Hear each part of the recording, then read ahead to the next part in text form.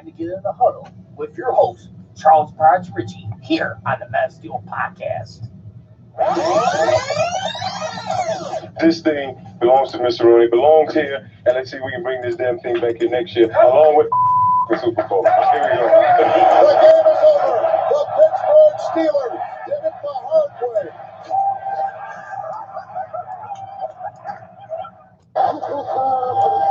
With the 10th pick in the 2019 NFL Draft, the Pittsburgh Steelers select Devin Bush, linebacker,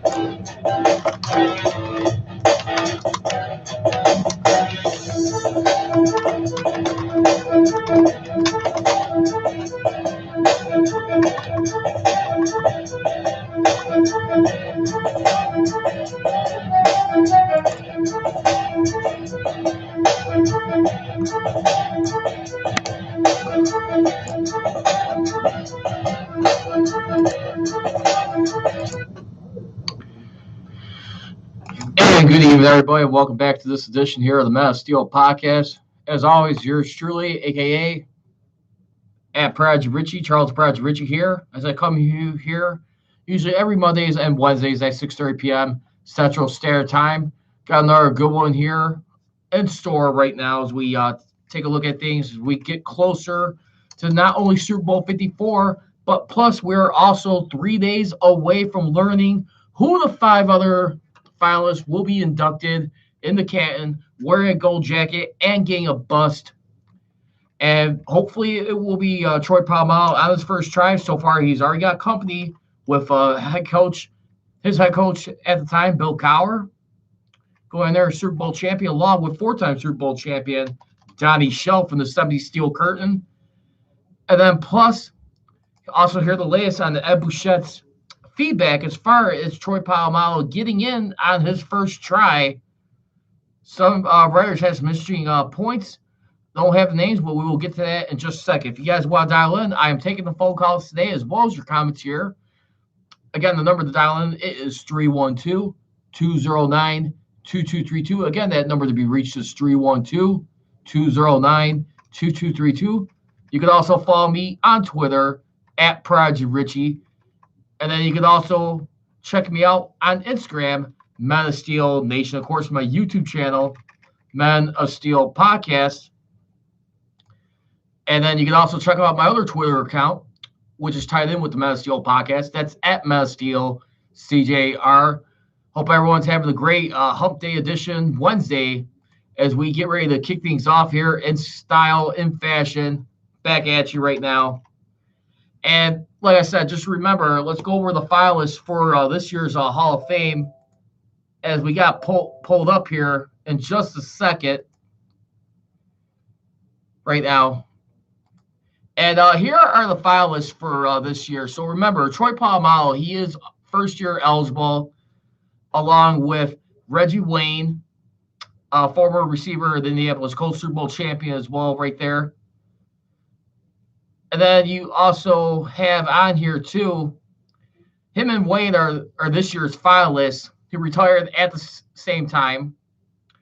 Other people you have notable on here. You also have Edgerrin James, former running back primarily in the Indianapolis Colts, and then later went on to the Cardinals and briefly with the Seahawks. You also got former middle linebacker Zach Thomas of the Dolphins, Bryant Young of the 49ers, Richard Seymour, 3-time Super Bowl champion with the Patriots, later went on to finish his career with the Raiders. John Lynch, the current general manager of the San Francisco 49ers, which right now he's hoping to deliver the 49ers their 6th Lombardi this Sunday when they go on and take on the Chiefs. You also got former, I believe, 2-time Super Bowl champion and Steve Atwater here, who's looking to make his stake this year and have something to say about it. I mean, he's right now another safety on this list along with John Lynch, and we'll see how that works out. But yeah, Steve Atwater, who had a very remarkable career, who's been a 2-time Super Bowl champion, 8-time Pro Bowler, 2-time All-Pro. Will this finally be his year that he gets in? We'll find out about that. Then also some other guys. I'm going to just make this a little quick. We got Leroy Butler of the Packers, right cornerback and strong safety. And then we got 2 more receivers on here. Torrey Holt of the Rams, greatest show on turf, along with his running mate, Isaac Bruce. Then we got Sam Mills, who's been passed away, left inside linebacker. Then we also got left tackle and tackle Tony Baselli. Then current and most recent Steeler too, Alan Faneca, who retired after the 2010 season. He'll be looking to get in on his 5th try if he's able to get in. Will the 5th time be a charm? And of course, last but not least is Steve Hutchinson. Some interesting names right there, if you ask me. And as we all know, the history of the Hall of Fame, when we really think about it too, I mean, not too often you see guys like safeties get in that often in the same year. And I know there's been a lot of like picky as far as how voters feel, not just about the way the player, the stat line they give, but it almost seems like there's been like a little bit of personality clause invoked. And that seems to be around the time when Terrell Owens had his opportunity for enshrinement. Remember, Terrell Owens didn't get in until the 3rd year, and I'm not by any means comparing Palo to that, but I do believe, fair to say too, that they do have a little bit of a tendency and personal preference when putting these guys in the Hall. It just seems like a little bit more of a double standard at times when we really look at this and we try and break down and analyze this. I just feel right now when we take a look at things and really start to digest things here, I think Palo, like I said, I always maintain this. I think he's got the best chance of those safety groups right there. When you look at guys like Steve Atwater, John Lynch, I think maybe the only other guy will probably come close will probably be Steve Atwater. I mean, if you really think about it. I mean, Steve Atwater, by the way, too, I mean, in his career, I mean, he's had 24 interceptions. I mean, he played primarily as a free safety for most of his career. One season as a strong safety. That was back in '94. And that was the year before Mike Shanahan actually came in. But you got to believe he was pivotal, I think, on helping that Broncos have a legit defense, including in Super Bowl 32. I mean, this guy right here, I mean, to have 8 Pro Bowls right there and 2 All-Pros. I know he doesn't sound like the All-Pros doesn't have enough on there. But remember, there was one guy in here, and I think I mentioned this too, who only had like 2 All-Pros, but he had a lot of awfully pretty darn impressive Pro Bowls when we look at the overall career and what they did. And I'm talking about none other, I want to say, as we look at it, the guy who had like the most Pro Bowls, but yet less All-Pros, that was Ken Houston of the Oilers and Redskins. And remember, he got inducted in 1986. Ed Reed last year, by the way, who actually was the second safety in NFL history to get in there on this first ballot. I mean, I remember there was like an article last year someone wrote on CBS Sports right now. I know it wasn't written by Brian DiArlo, but it was another writer. You got a chance to look at his name, but it was heading into that Hall of Fame weekend. This was written on February 1st, if I'm not mistaken. That was a Wednesday, a Friday. And that was like the day before the actual honors right here. And when we really look at it too, I just feel right now, listen, I just feel like Troy Polamalu, listen, he's the only guy who checks every box when it comes to the credentials. And if we want to talk numbers, listen, he's got 2 rings just like Steve Atwater. He's got 8 Pro Bowls just like Steve Atwater. He's also got 2 more All-Pros than Steve Atwater does, which makes it a total of 4. And then you also got Defensive Player of the Year, which him and John Lynch do not have on here. I mean, the only other players on defense you got on here, like I said, you got Zach Thomas. I mean, he didn't win any Super Bowls, but I mean, you also got Bryant Young, who's on here. And that's what pretty much I got to say about that. I mean, think about that. Troy Polamalu is the only guy on here who doesn't have – I mean, he's the only guy that has Defensive Player of the Year. None of these other guys do, and I think that's a very instrumental thing.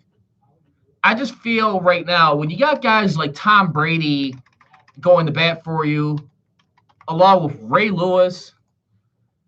I mean, and then you also, too, you got like Ed Bouchette. I mean, he doesn't seem like to doubt Troy Polamalu, but we're going to get to him in just a second. I know I did mention that as one of the opening topics here to kick things off, but think about it. This guy right here, I mean, he's definitely getting a lot of respect he deserves, if you ask me. I mean, if he gets in, I really believe it's going to probably be like how we saw him on film, just how he'd be leaping over the offensive line and making plays. He's just going to get right in there, if you ask me. I mean, that's the thing right there. I mean, when you look at it, I think that's how it's going to be. The only thing is I have question is, do we face a situation right there where they're going to look at guys like John Lynch, a guy like John Lynch more in particular, who's also waited just as long. He's actually waited longer, I mean, second longest to Steve Atwater. I mean, Steve Atwater, by the way, who when he retired, I mean, this would be his 16th attempt to get in. Think about that. His 16th try versus John Lynch's, when we look at like where he's going to be at, it'll be his 7th try. I mean, this is going to be Troy Polamalu's first attempt at it, his first crack at it. And I don't see why not. But, I mean, look at how a lot of people have bet from the Centennial voting, like guys like Bill Cowher, Jimmy Johnson. I mean, obviously, these are guys in the modern era, but a lot of people will definitely look and say that was a big reason for why those guys got in, and especially like Donnie Shell. If not for the 100th year of the league, Donnie Shell, it'd probably get like real iffy down the road if he ever gets in. The only problem is, like it's been documented well before, is that a lot of people seem to get tired, and this is what Ed Bouchette was getting to right now.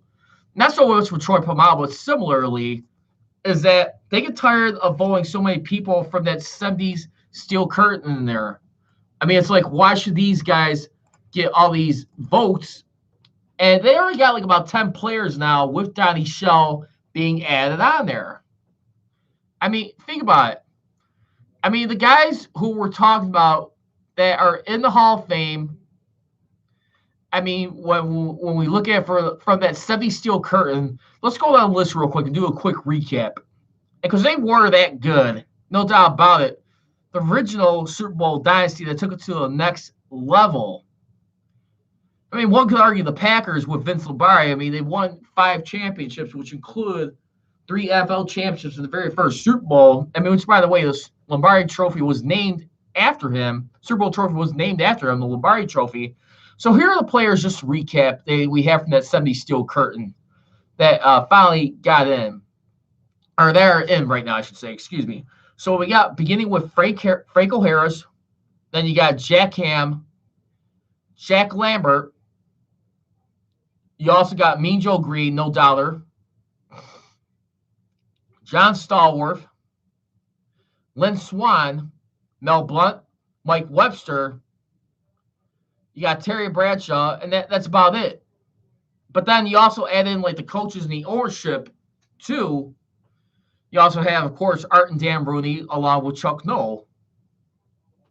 So I just feel like right now, I mean, with that, is Troy Polamalu going to get that same sort of fate right there where it's like, all right, you got Bill Cowher in here. You got Donnie Shell. Why should we have to add another Steeler right here? I wonder some writers are going to feel a little spurned by that. And I got Sean Hackett here. Sean, thank you very much for joining. I appreciate the like and the comment here. Thank you very much. You're more than welcome to dial in down the road, my man. anytime. But right now, let's just concentrate on this task at hand for right now. But I will say this: Troy facts Troy is a lock. Well, according to Ed Bouchette right now, he's saying it's not necessarily so much that he is a lock. Not for some writers that he's hearing on here. He's had a couple of writers say that it's not a shoo-in. I mean, when you really look at it.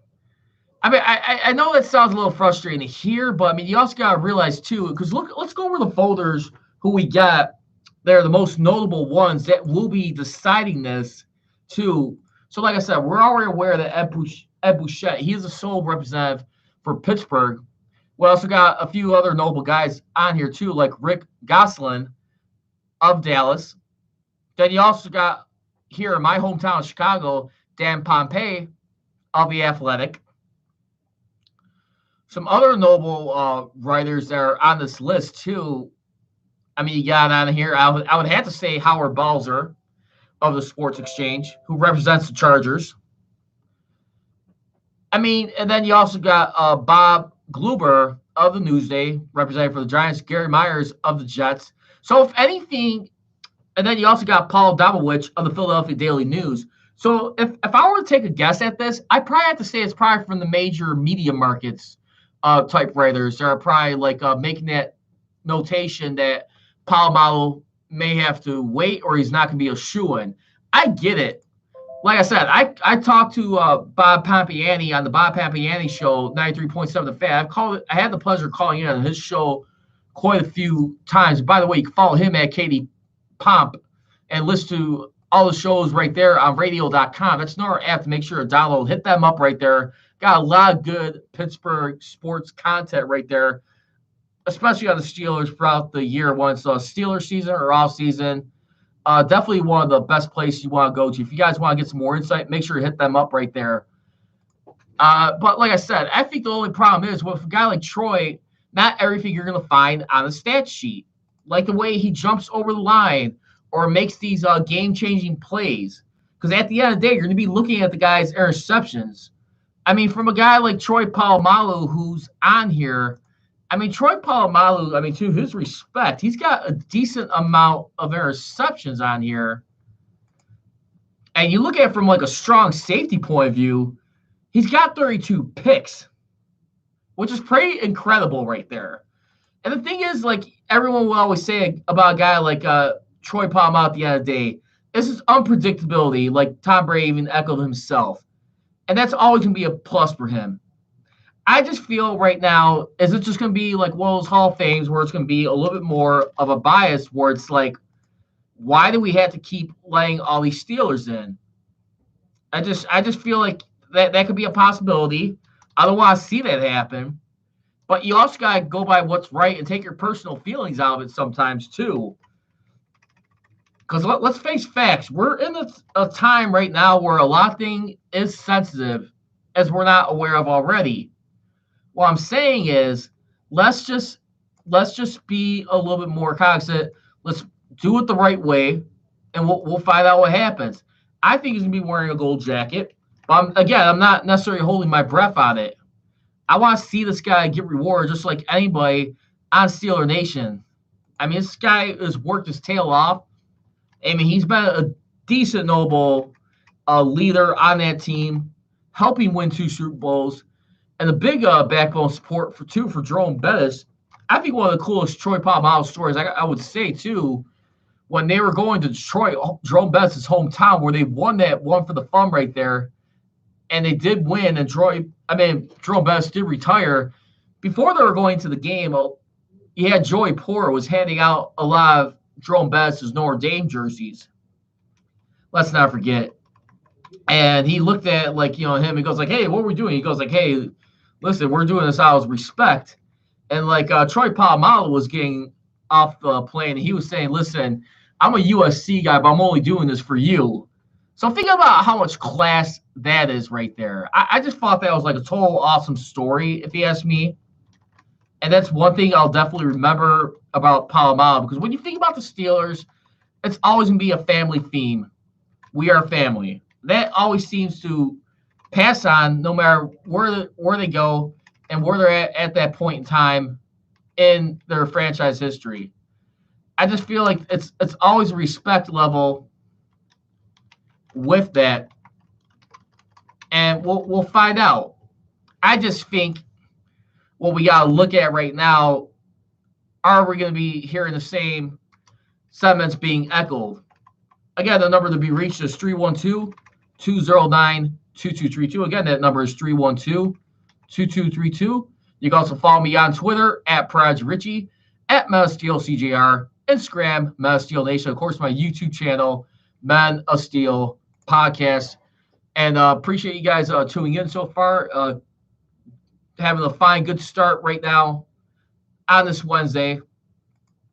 And Ed Boucher, he did some personal questions. He usually does. He does with the fans. And this was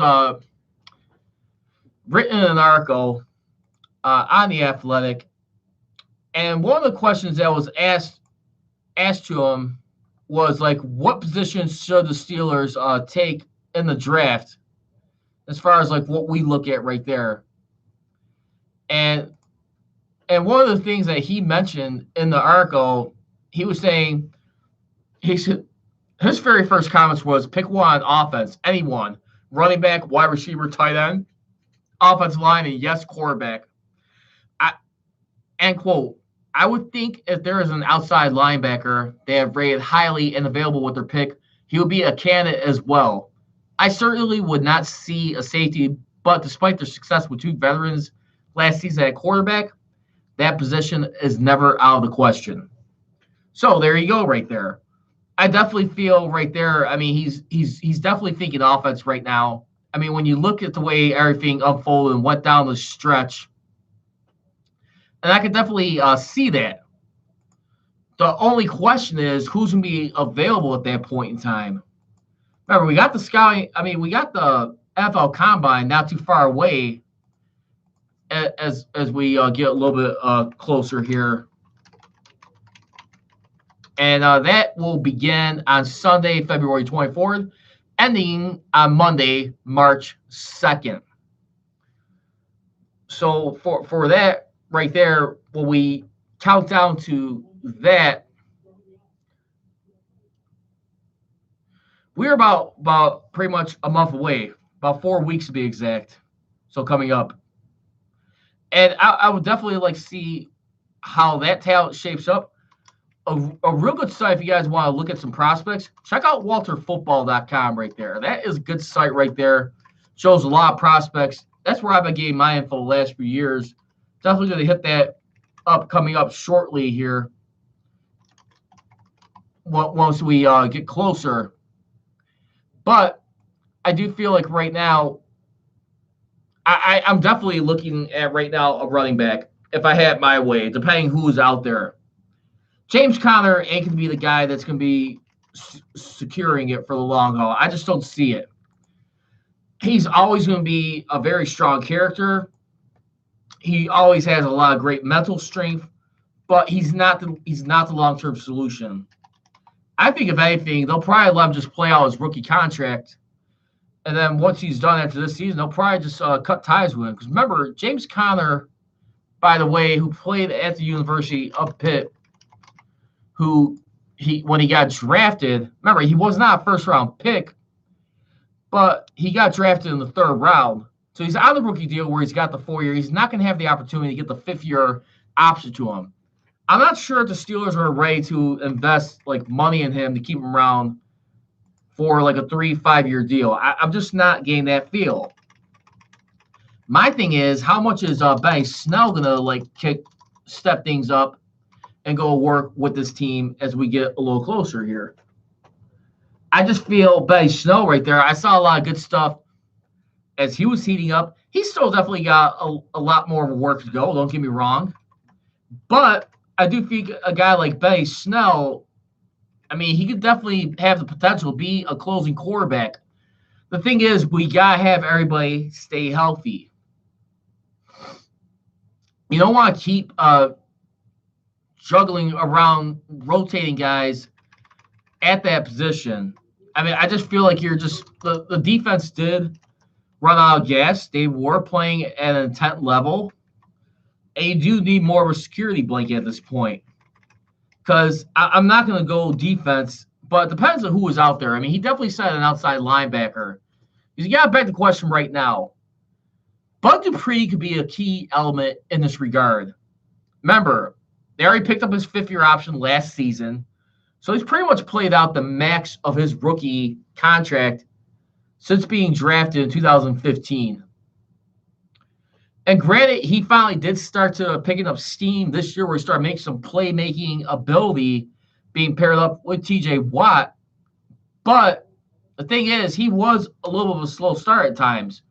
The thing is, right now, as Brian Diaro mentioned a couple weeks ago when he called in on the Men of Steel podcast, is that they're going to be looking for a newer deal, him and his agent. I'm not sure if his agent right now, let's see if I can find that out, but TJ Watt, as we take a look at things, and let's see what happens. But right now,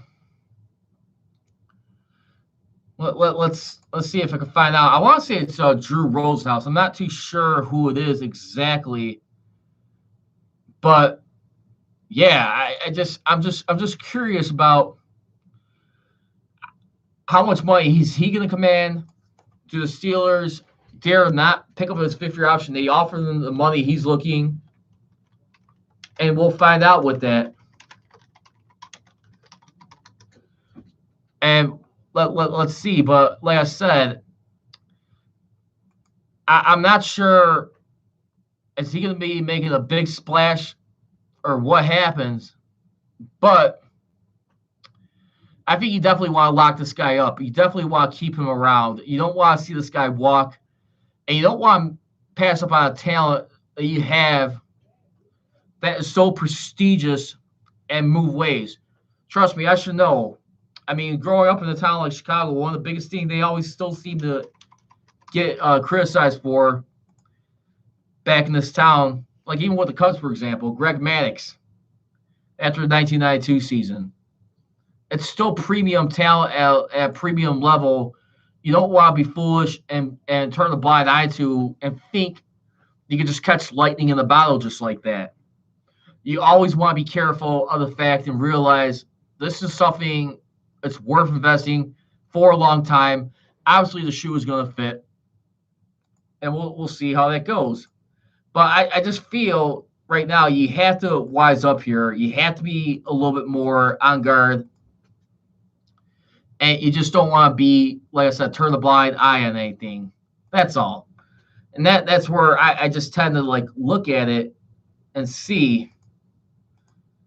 But for right now, want to hear some more of your questions. If you got anything, feel free. Definitely want to hear some phone calls if you guys want. If not today, definitely on the next show. We got some more opportunities here. Again, the number is 312-209-2232. Again, that's 312-209-2232. You can also follow me again on Twitter at Praj Richie, at Men of Steel CJR, Instagram Men of Steel Nation, of course, my YouTube channel, Men of Steel Podcast. Let's get some other topics here on the Men of Steel Podcast. According to NFL on Fox, you can follow on Twitter at NFL on Fox.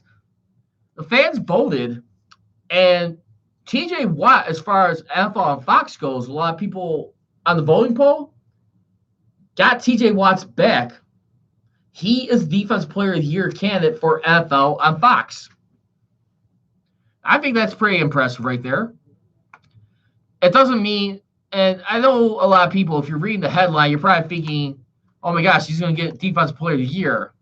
I kind of thought that for a second, like they were announcing it early, and they're going to announce it at the awards, but they don't really do that. But I tell you what, that would be something he would definitely bring to the bargaining table when it comes to like a new deal. He is definitely going to be wanting to have that, use that as leverage, him and his agent. You got to believe if he gets that.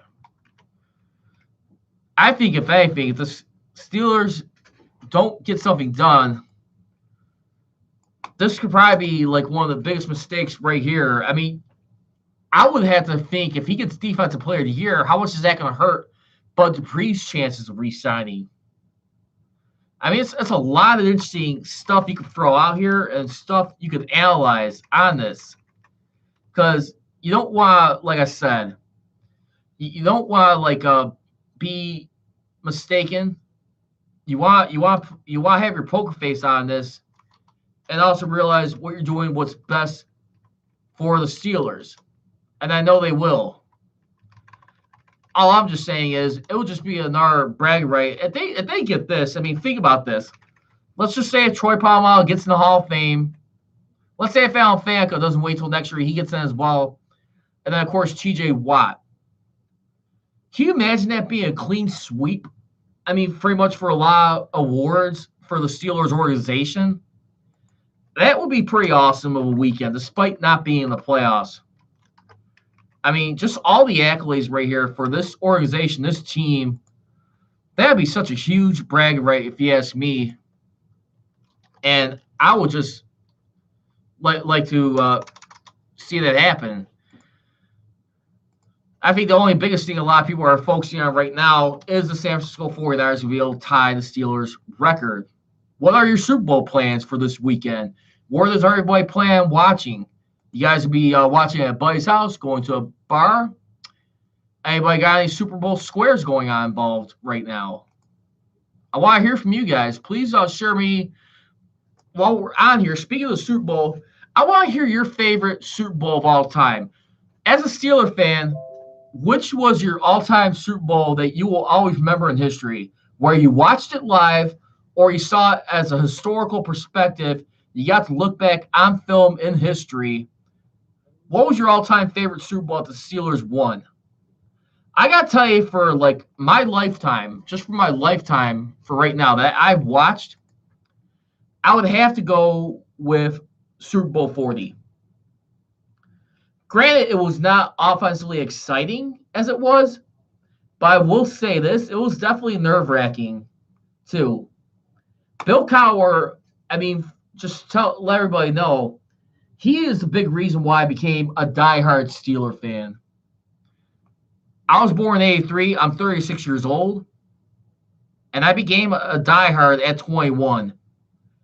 I always loved the Steeler logo as a kid, but one of the people who always was consistent when I would watch them little by little or just cheer them on if I heard they were on TV or in the paper was always Bill Cowher. That is a no-doubter. I just feel like right there, I mean, the way he led men and the way he did things in a simple way. Because remember, this is a guy who came into this job at 34 years old and retired at the age of 49. I mean, this guy did a lot, for this team as far as helping restore the attitude of what the Steelers were. He brought back that identity. He reinforced that after Chuck Noll slowly started losing grip on his team. As his time passed him by.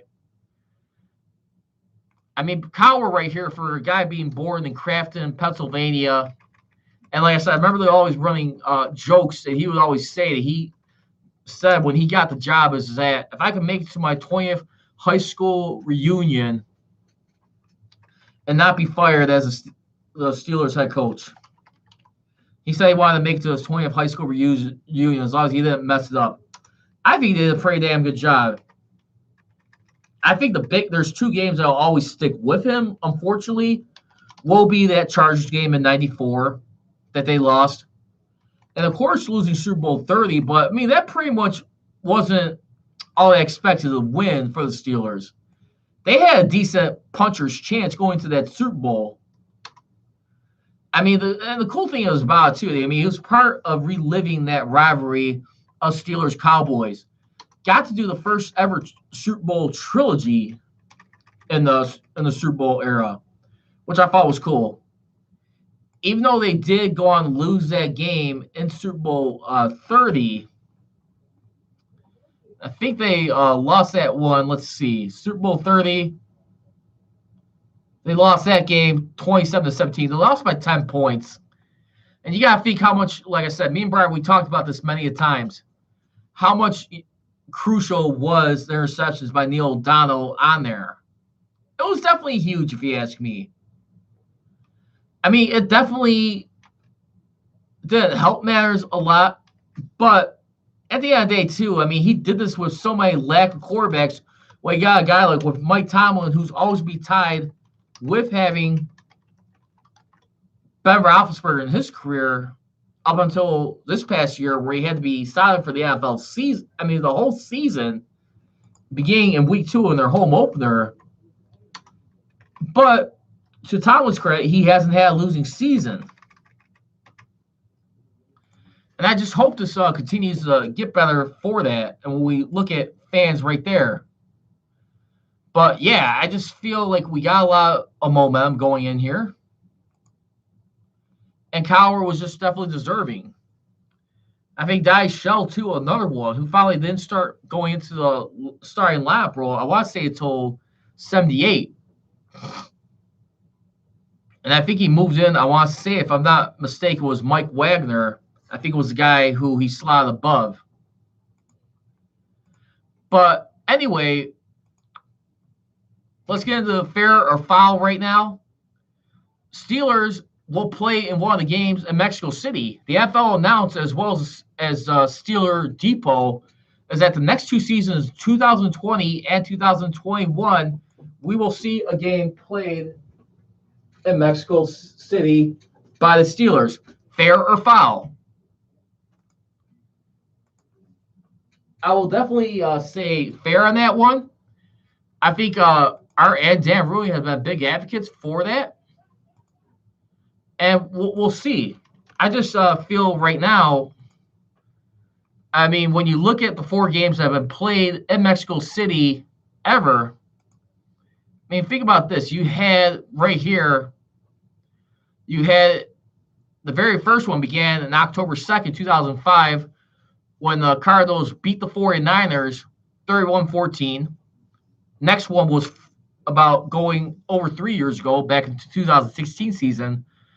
Raiders defeating the Texans 27-20. And then the Patriots defeating the Raiders 2 years ago in 2017, 33-8. And then last but not least, the Chiefs over the Chargers this past recently on Monday night. And that's when the Chiefs defeated the Chargers 24-17. So what say you? You guys like the chances of the Steelers playing a game in Mexico at Azteca Stadium? What do you guys feel? Again, the number that we reached is 312-209-2232. Again, that number is 312-209-2232. You can follow me on Twitter at Prodigy Richie, at MetaSteelCGR. And then, of course, my Instagram stream, MetaSteel Nation, and my YouTube channel, MetaSteel Podcast. I'm going to say fair that they will play a game in there because they've been one of the supporters in that. So we'll find out. Fair or foul topic number 2. Ben Roethlisberger will come back and not let his career finish with going on the sideline. I will say fair on that one as well. It's still a big what if. Remember, the first week of February, we should find out some significant progress on Ben Roethlisberger's throwing elbow, the way he's recouping, and we'll see how that goes. I just feel right now with Roethlisberger, you got a lot of stuff to be looking at here when we look at it. I mean, what's the workout plan going to be? How much light recovery or light exercise he's been doing? I mean, that is going to be so huge and significant. Like I always said, having a bad throwing elbow is like having your engine go on the car. Not necessarily something you want to mess with. Some people tend to be fine, but I don't know. I'm kind of like one of those dollars right now on this. I just don't want to get ahead of myself, but I just, like I said, there's one thing in life that's for sure is that nothing's for sure. And if he ain't the same, well, the Steelers ask him to go into retirement just to try and recoup some of that money. I mean, you got a lot of big what-ifs on here, if you ask me. I mean, And you also got to look at too. I mean, how much is this going to be? Is this going to be a burden for the franchise, or something everyone could just say, "Hey, he's worth the gamble"? I mean, you got to probably keep around some capacity here. Because when you look at the Steelers right now, as far as like their salary cap situation, let's just remind everybody of what Ben Roethlisberger is going to account for this year's salary cap. And according to Spotrac.com, the cap hit for the Steelers this year is going to be a $26.2 million cap hit. And 43.7 is like dead money right now. So that's one thing to consider. 26.2 million. Ouch. A lot of money, a lot of dollars for a guy like Big Ben. So we'll find out. And then last but not least, fair or foul topic number 3. We will see 2 safeties get into the Pro Football Hall of Fame this year. I'll say fair, and I will say it'll be Troy Polamalu, and I'll probably go with Steve Atwater. John Lynch is good, but I'll probably give Atwater the credit on the Broncos because he's also got 2 rings, and he's waited forever, basically. So put him in there, and that's going to do it for this edition of the Men of Steel podcast. I just want to say thank you for those of you take time to tune in and view this.